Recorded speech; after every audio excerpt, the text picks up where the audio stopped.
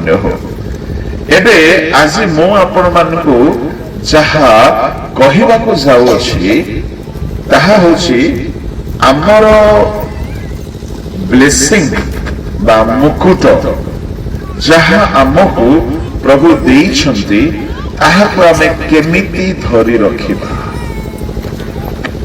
ପ୍ରଭୁ କହୁଛନ୍ତି ଆମେ ଶୀଘ୍ର ଆସୁଅଛୁ, ତୁମ୍ଭର ମୁକୁଟ ଯେପରି କେହି ହରଣ କରି ନ ନିଏ। ପ୍ରେଜ୍ ଦ ଲର୍ଡ, ହାଲେଲୁୟା। ତା ମାନେ ଆମର ମୁକୁଟ ଜଣେ ହରଣ କରି ନେବାର ସମ୍ଭାବନା ଅଛି। ଆଉ ପ୍ରଭୁ କହୁଛନ୍ତି ତୁମ୍ଭର ମୁକୁଟ ଯେପରି କେହି ହରଣ କରି ନ ନିଏ। ତୁମର ଯାହା ଅଛି ତାହାକୁ ଦୃଢ ରୂପେ ଧରି ରଖ। ଗୋଟେ କାମ ମୁଁ କହିବି, ଟିକେ କରନ୍ତୁ ନା। ପଡୋଶୀ ଲୋକ ସହିତ ହାତ ମିଶାନ୍ତୁ, ମିଶେଇଲେ ଛାଡି ଦିଅନ୍ତୁ। ଏବେ ଆପଣ ହାତ ମିଶେଇବେ, ଦୃଢ ରୂପେ ମିଶେଇବେ, ଏମିତି ମିଶେଇବେ ଯେ ନା ନା ନା ନା ନା ନା ମରିଗଲି ଗମ୍ମା ଏମିତି ହେବାର ଅଛି। ଚାଲ ଚାଲ ମିଶା, ଦେଖିବା। ଜୋରେ ଜୋରେ ଜୋରେ, ଆଉ ଜୋରେ, ଆହୁରି ଜୋରେ, ଆଉ ଟିକେ ଜୋରେ, ହଁ ଆଉ ଟିକେ ଜୋରେ, ହେଲା ଛାଡି ଦିଅନ୍ତୁ। ଏଥିପାଇଁ ମୁଁ ଧରିବାକୁ କହିବି, ଦୃଢ ବୋଲି କହିଲେ କଣ ଆପଣ ମାନେ ଜାଣନ୍ତୁ। କେହି କେହି ଏତେ ହାଲକାରେ ଧରିଥାନ୍ତି କିଛି କିଛି ଜିନିଷ ଯେ ପଡିଯାଏ। ଗୋଟେ ସାନ ପିଲା ଧରିଥିବ, ତା ହାତରୁ ଛଡାଇ ନେବାର ସହଜ ସୁବିଧା ଅଛି। ଜଣେ ଯୋଦ୍ଧା ଯଦି କିଛି ଧରିଛି, ତା ହାତରୁ ଛଡେଇ ନେବାର ସୁବିଧା ନାହିଁ। ତୁମ ପାଖରେ ଯାହା ଅଛି ତାହାକୁ ଦୃଢ ରୂପେ ଧରି ରଖ। ଆପଣଙ୍କ ଠାରୁ ଯଦି ଜଣେ ଛଡେଇ ନେଉଛି, ହୁଏତ ଆପଣ ଭଲରେ ଧରି ନାହାନ୍ତି ବା ଆପଣ ହାରି ଯାଇଛନ୍ତି। ଦାଉଦ ଗୋଲିଆତର ମସ୍ତକ ଛେଦନ କଲା। କେମିତି କଲା? କେଉଁ ଖଡଗରେ କଲା? ଦାଉଦଙ୍କର ଖଡଗରେ କରିନାହିଁ, ଗୋଲିଆତର ଖଡଗରେ କଲା। ନିଜ ପାଖରେ ଖଡଗ ନାହିଁ ତାର, ତ ଗୋଲିଆତ ମରିଗଲା। ତେଣୁ ତାର ଖଡଗ ସେ ହରଣ କଲା। ଆପଣ ଯେ ଯାଏ ବଳବାନ ହୋଇକି ଥିବେ, ଆପଣଙ୍କର ଅସ୍ତ୍ର ଶସ୍ତ୍ର, ଆପଣଙ୍କର ବ୍ଲେସିଂ କେହି ହରଣ କରି ନେଇ ପାରିବ ନାହିଁ। ଆପଣ ଦୁର୍ବଳ ହେଲେ ହିଁ ଜଣେ ହରଣ କରି ନେବ। ଆମେ 5 ଗୋଟି ମୁକୁଟକୁ ଗତକାଲି 4 ଗୋଟିକୁ ଦେଖିଛୁ, ଆଜି ଗୋଟିଏ ଦେଖିଲୁ ଅଳ୍ପ। ଆଜି ମୁଁ ଆପଣଙ୍କୁ ଯାହା କହିବି, ଯାହା ଅଛି ତାହାକୁ ଦୃଢ ରୂପେ ଧରି ରଖ। ପ୍ରେଜ୍ ଦ ଲର୍ଡ, ହାଲେଲୁୟା। ଯାହା ଅଛି, ମୁକୁଟ ତ ଅଛି ହିଁ ଅଛି, ମୁକୁଟ ସହିତ ଆହୁରି ଯାହା ଅଛି ସେ ସବୁକୁ ଦୃଢ ଭାବରେ ଧରି ରଖିବେ। ଏବେ ଯେମିତି ଆପଣ ନିଜ ପାଖରେ ବସିଥିବା ବ୍ୟକ୍ତିର ହାତକୁ ଦୃଢ ଭାବରେ ଧରିଲେ, ତାଠାରୁ ବି ଦୃଢ ଭାବରେ ଧରି ରଖିବାକୁ ପଡିବ। ଯଦି ଆପଣ ଦୃଢ ଭାବରେ ଧରି ରଖିଲେ, ତ ଶୟତାନ ହରଣ କରି ନେଇ ପାରିବ ନାହିଁ। ତ ପ୍ରଭୁଙ୍କ ଲୋକମାନେ ମୁକୁଟ ବ୍ୟତୀତ ଆମେ ଆଉ କେତେକ ବିଷୟକୁ ଆସି ଏହି ବେଳାରେ ଦେଖିବା। ଯେହେତୁ ଗତକାଲି 2 ବେଳା ଆମେ ମୁକୁଟ ବିଷୟରେ ଅଧ୍ୟୟନ କରିଅଛୁ, ଆଜି ଆମେ ମୁକୁଟ ଛଡା ଆମ ପାଖରେ ଆଉ ଯାହା ଅଛି ତାହାକୁ ଆମେ ଦୃଢ ଭାବରେ ଧରି ରଖିବା। ହାଲେଲୁୟା, ପ୍ରେଜ୍ ଦ ଲର୍ଡ। ଆଚ୍ଛା, କଣ କରିବା ଦ୍ୱାରା ଆମେ ଆମକୁ ମିଳିଥିବା आशीर्वाद जहाँकि आम पाखरे अच्छी किछि किछि अच्छी ना नहीं अच्छी ताहाको धरी रखिबाको पड़िबो। मो बाइबल रो आपनको 7 गोटी कथा कहिबी। आमे 7 गोटी विषय को देखिबा जेओ माने पाइथिबा आशीर्वाद को धरी की रखि पारले नहीं। एई लिस्ट रे प्रथम ना कहार आसीबो कहार प्रथम ना हेउची आदम। कौन पाइथिले आदम? आदम परमेश्वर ठारू जहा भी पाइथिले बहुत किछि पाइथिले। एठारे कारण पवन अछि कारण पवन नहीं पवन टिके बड़ी थिले भल होई था। प्लीज लो ये पवन रही जाउछि मझे मझे। बोलो यीशु मसीह की हालेलुया। बाइबल रो प्रथम व्यक्ति किंतु ता पूर्वरु आउ जणे पाइथिला आशीर्वाद से भी हरई देला। किसे? लुसिफर। आदम हराइला लुसिफर हराइले। प्रथम 7 जनकर ना आपण लिखिनियो। प्रथम व्यक्ति आमे आदम न रखि लुसिफर रखिबा। लुसिफर को प्रभु देइथिले किंतु से धरी रखि पारला नहीं। से जहा पाइथिला ताहाकु से हराई बसिला। मु आपनको कहिबा पई चाहे लुसिफर हराइला गर्व हेतुरु। अच्छा ताहले आमको जदि प्रभु किछि आशीर्वाद दियंती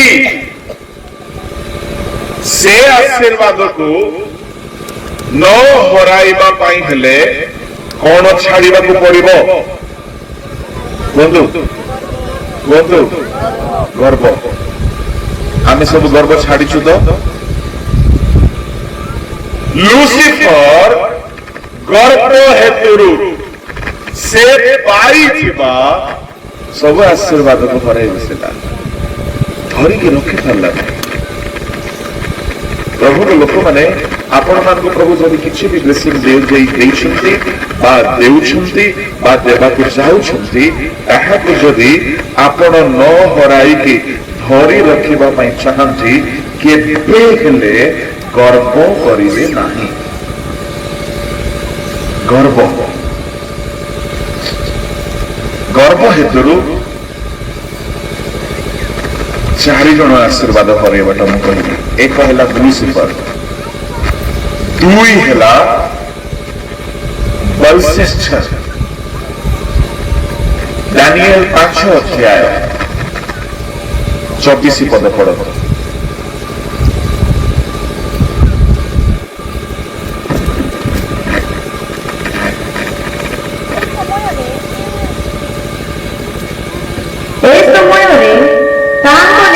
हस्तर अंश प्रेरित है लेखा लिखित है।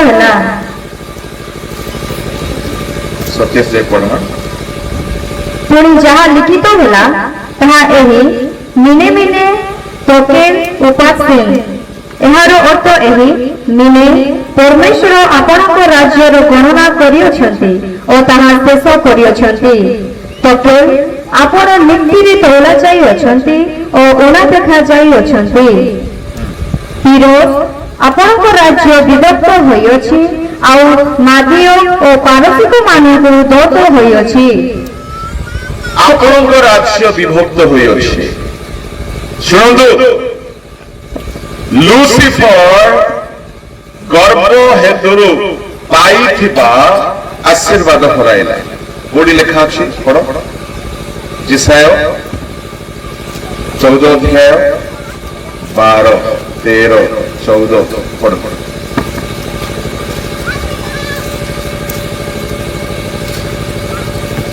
हे लुसिफर, ପ୍ରତ୍ୟୁଷର ପୁତ୍ର ତୁମେ କିପରି ସ୍ୱର୍ଗରୁ ପତିତ ହେଲ ଅସ୍ଥିଗଣକୁ ତୁମେ ଯେ ନତ କରିଥିଲ ତୁମେ କିପରି ଭୂମିରେ ନିକ୍ଷିପ୍ତ ହେଲ ତୁମେ ମନେ ମନେ କହିଥିଲ ଆମ୍ଭେ ସ୍ୱର୍ଗାରୋହଣ କରିବା ଆମ୍ଭେ ପରମେଶ୍ୱର ନକ୍ଷତ୍ରଗଣର ଉର୍ଦ୍ଧ୍ୱରେ ଆମ ସିଂହାସନ ଉଚ୍ଚୀକୃତ କରିବା ଆମ୍ଭେ ଉତ୍ତର ଦିଗର ପ୍ରାନ୍ତସ୍ଥିତ ସମାଗମ ପର୍ବତରେ ଉପବିଷ୍ଟ ହେବା ଆମ୍ଭେ ମେଘମାଳାର ଉଚ୍ଚସ୍ଥଳୀର ଉର୍ଦ୍ଧ୍ୱକୁ ଆରୋହଣ କରିବା ଆମ୍ଭେ ସର୍ବୋପସ୍ଥଙ୍କର ତୁଲ୍ୟ ହେବା ମାତ୍ର ତୁମେ ପାତାଳକୁ ଗର୍ତ୍ତର ପ୍ରାନ୍ତ ସୀମା ଅବରୋହିତ ହେବ।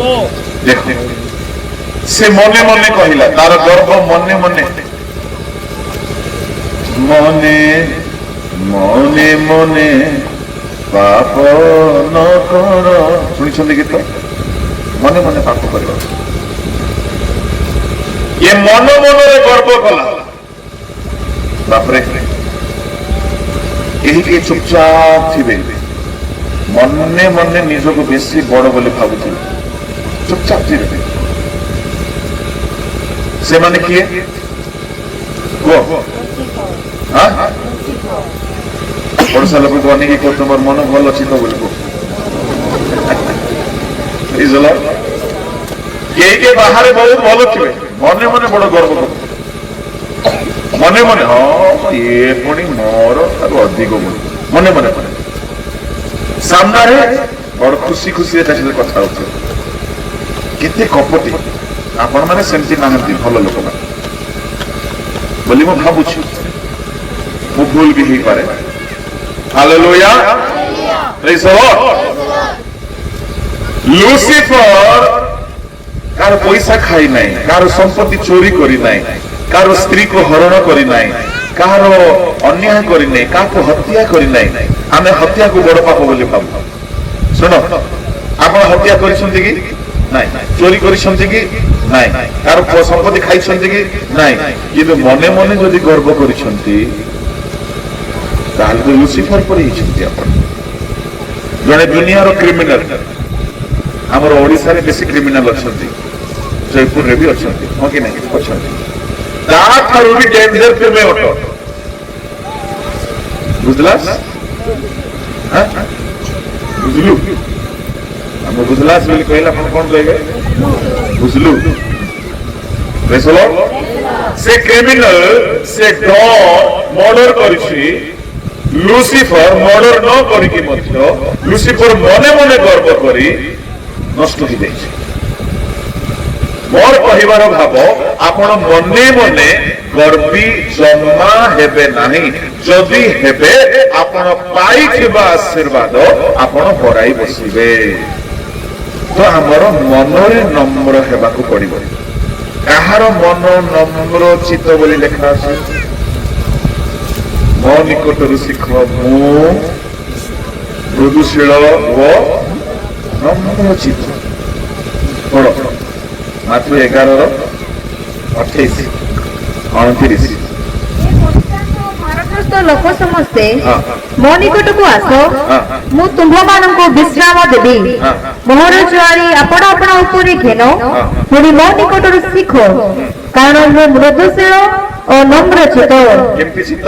ନମ୍ର ଚିତ୍ତ। ଯୀଶୁଙ୍କର ଚିତ୍ତ ପୁଣି ନମ୍ର, ଲୁସିଫରର ଚିତ୍ତ ଗର୍ବ। ଯୀଶୁ ଦିନକୁ ଦିନ ନୂଆ ନୂଆ ବ୍ଲେସିଂ ପାଇଲେ। ମନୁଷ୍ୟ ଭାବରେ ଥିଲେ, ପୁନରୁତ୍ଥାନ ହେଲା ପରେ ଈଶ୍ୱରଙ୍କର ଗୌରବମୟ ଶକ୍ତି ପାଇଲେ, ସ୍ୱର୍ଗର ଅଧିକାରୀ ହେଲେ, ପୃଥିବୀର ଅଧିକାରୀ ହେଲେ, ଆଉ ପାତାଳର ଅଧିକାରୀ ହେଲେ। ଦାଉଦଙ୍କର କଞ୍ଚି ପାଇଲେ, ମୃତ୍ୟୁ ପାତାଳର କଞ୍ଚି ପାଇଲେ, ସ୍ୱର୍ଗ ପୃଥିବୀ ଆଉ ପାତାଳର ସବୁର ଅଧିକାରୀ ହେଲେ। ନମ୍ରଚିତ ଲୋକ ନୂଆ ନୂଆ ଆଶୀର୍ବାଦ ପାଇବେ, ଗର୍ବଚିତ ଲୋକ ପାଇଥିବାଟାକୁ ବି ହରାଇବେ। ଏଣୁ ମନେ ମନେ ବି କେବେ ବି ଗର୍ବୀ ହେବେ ନାହିଁ। ଜିହିଜିକଲ 28 ସେଇ ଜାଗାରେ ଲୁସିଫରର ତାଙ୍କର ଭାଇ, ତାର ରିଲେଟିଭ, କେହି କେହି ସେଟା ଗୋଟେ ବୋଲି କହନ୍ତି, କିନ୍ତୁ ମତେ ସେଟା ଗୋଟେ ଲାଗେ ନାହିଁ। ଜିହିଜିକଲ 28 ତାର ଚିତ୍ତ ଗର୍ବିତ ହେଲା। 28-17 ପଢ। ହେତୁରୁ ତୁମ୍ଭର ଚିତ୍ତ ଗର୍ବିତ ହୋଇଅଛି। ଟିକେ ରୁହ, କାହା ହେତୁ? ସୌନ୍ଦର୍ଯ୍ୟ। ହେ କେହି କେହି ମୁଇଁ ସୁନ୍ଦରା ଅଛି ବୋଲି ଗର୍ବ କରନ୍ତି, କେହି କେହି ମୁଇଁ ସୁନ୍ଦରୀ ଅଛି ବୋଲି ଗର୍ବ କରନ୍ତି, କିଏ କିଏ ଟିକେ ମୋର ଗୋରା ଚର୍ମ ବୋଲି ଗର୍ବ କରନ୍ତି, କେହି କେହି ମୋର ନାକ ଭଲ, ମୋର ଆଖି ଭଲ, ମୋର କେଶ ଭଲ, ମୋର ମୁହଁ ଭଲ, ମୋର ଦାନ୍ତ ଭଲ, ମୋର ସବୁ ଭଲ। ଏମାନେ ବିପତିତ ହେଲେ। ଆପଣଙ୍କୁ ପ୍ରଭୁ ଯାହା ବି ଦିଅନ୍ତୁ ଗର୍ବ କରିବାକୁ ନାହିଁ, କିନ୍ତୁ ଆସିଯାଏ ତାକୁ ମାରିବାରେ ଶିଖିବାକୁ ପଡିବ। ହାଲେଲୁୟା, ପ୍ରେଜ୍ ଦ ଲର୍ଡ। ଇଏ ମଧ୍ୟ ପତିତ ହେଲା, ଲୁସିଫର ମଧ୍ୟ ପତିତ ହେଲା। ଆଉ ଆମେ ଦେଖୁଥିଲୁ କିଏ ପତିତ ଗର୍ବ ହେତୁ? ତାର ବାପା ପୃଥିବୀର ସମ୍ରାଟ ଥିଲେ ନବୁକଦନେସ୍ସର। ସାରା ପୃଥିବୀ ତା ବାପାଙ୍କୁ ପ୍ରଭୁ ଦେଇଥିଲେ। ପୁଅ ଗର୍ବ ହେତୁ ହରାଇଲେ, ତାର ଅନ୍ତଃକରଣ ନମ୍ର ହେଲା ନାହିଁ। ଦାନିଏଲ ପୁସ୍ତକକୁ ଟିକେ ଯିବା, 5 ଅଧ୍ୟାୟକୁ ଚାଲନ୍ତୁ। ସେଠାରେ ରାଣୀ କହୁଛନ୍ତି ରାଜାକୁ, ତୁମେ ଈଶ୍ୱରଙ୍କ ସାକ୍ଷାତରେ ଆପଣାର ଅନ୍ତଃକରଣକୁ ତୁମେ ନମ୍ର କଲ ନାହିଁ, ତୁମେ ଆପଣାକୁ ନମ୍ର କଲ ନାହିଁ। 5 ଅଧ୍ୟାୟ ବାହାର କରନ୍ତୁ, 22 ପଦ। ଆଉ ହିଁ ବେଲଶସ୍ସର ତାଙ୍କର ପୁତ୍ର ଯେ ଆପଣ ଏସବୁ ଜାଣି ହିଁ ଆପଣ ଅନ୍ତଃକରଣ ନମ୍ର କରିନାହାନ୍ତି।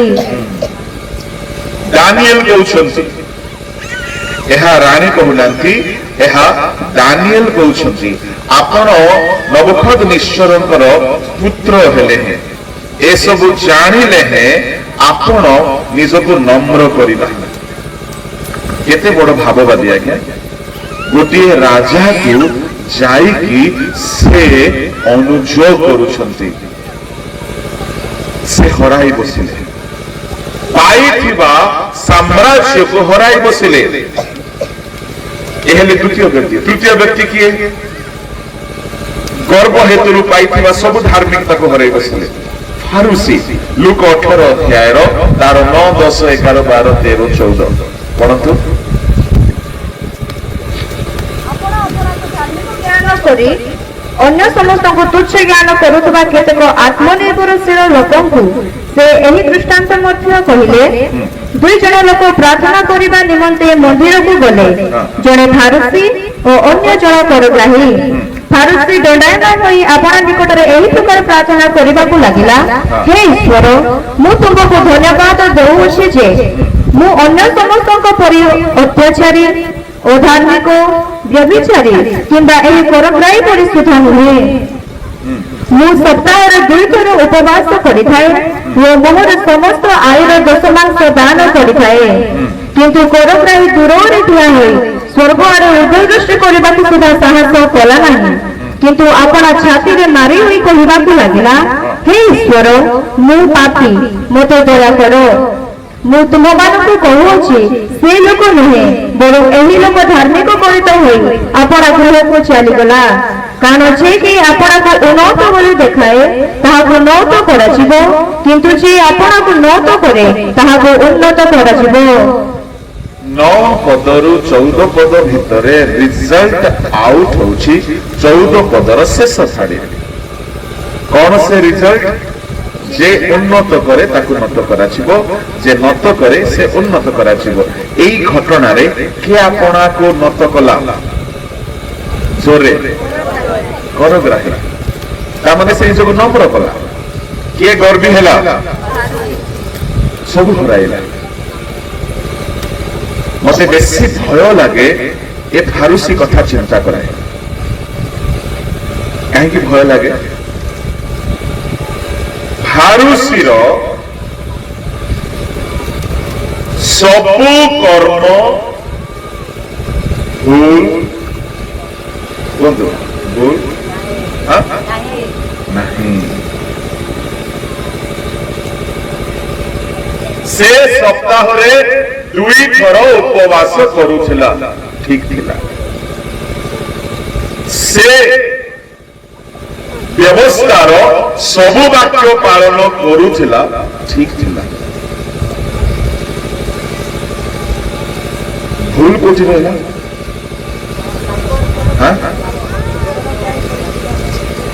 ভুল কোটি রহিলা गिरजा घरे ठिया है कि मो एतकी करिछि मो एतकी देइछि मो एमती करूछि मो उपवास करे बोली कि से कहिबाकू लागे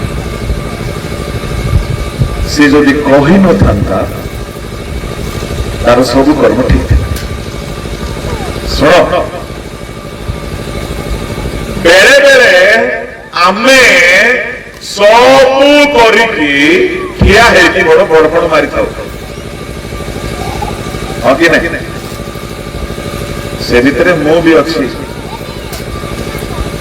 मते प्रभु दिने भलरे बुझेले बाबू सब ठीक जे एटा ठीक नहीं ओटा निज विषय कहब नहीं है तुम्हें पहाड़ उठिकी 2 घंटा प्रार्थना करुछ एबे ठिया हे कहब नहीं मो पहाड़ उठिकी ना तुम परी नाई मुई आंठू मारी करी कांदी कांदी प्रार्थना करवा हारी मुई केबे कहब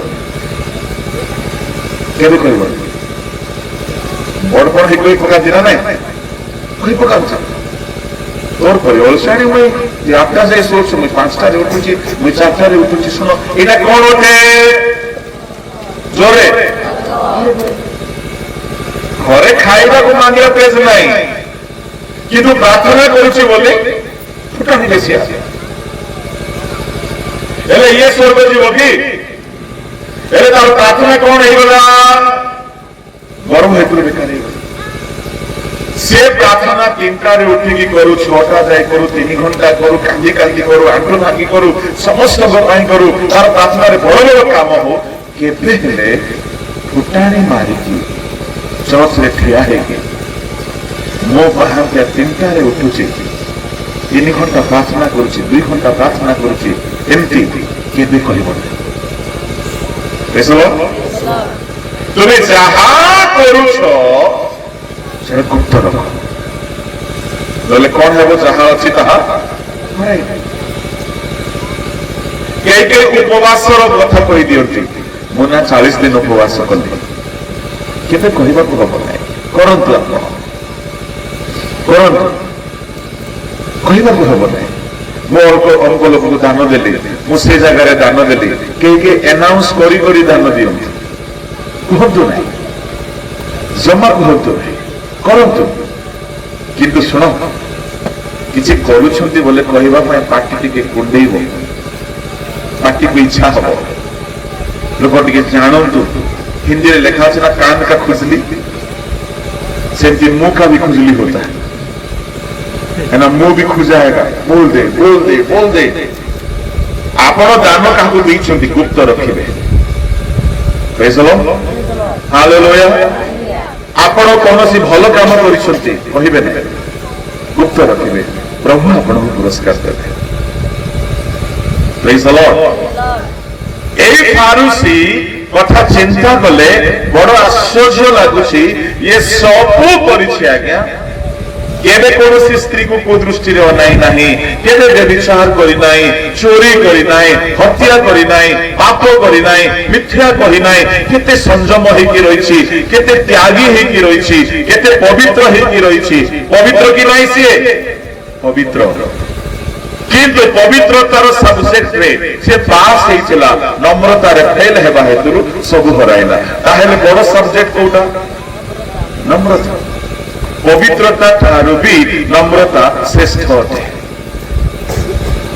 ए पापी पवित्र थिला ना पापी थिला से पवित्रतार फेल थिला नम्रतार पास हेकि पळेला धार्मिक होई गला देखो कि चमत्कार कथा एटा जीवन सारा मिछ करिछि चोरी करिछि पाप करिछि अन्याय करिछि सब पाप करिछि पवित्रतार सब्जेक्ट रे शून्य आनिछि फेल हेछि यदि प्रभु के सामने राशि की नम्र हेबा हेतु प्रभु ताकू ग्रहण करदेले नम्रता एते बड़ विषय से पवित्रता ठारू भी नम्रता बहुत उच्च विषय कौन पवित्र हेबा नहीं ହେବା ଆପଣ ମାନେ କେହି ଭାବନ୍ତୁ ନାହିଁ ଓହୋ ତାହେଲେ ପବିତ୍ର ନ ହେଲେ ଚଳିବ ନମ୍ର ହେଲେ ଯଥେଷ୍ଟ ନା ନା ନା ନା ନା ତେଣୁକରି ମୁଁ କହେ ଖାରୁସିର ସବୁ ଧର ଗୋଟିଏ ଛାଡ଼ିଦିଅ କଣ ସେଇଟା ଗର୍ବ ଛାଡ଼ିଦିଅ ଗର୍ଭଗ୍ରାହୀର ସବୁ ଛାଡ଼ିଦିଅ ଗୋଟିଏ ଧର କଣ ସେଇଟା ନମ୍ର यार 99 मार्क तार 1 मार्क आने के लिए अपना 100% की जाए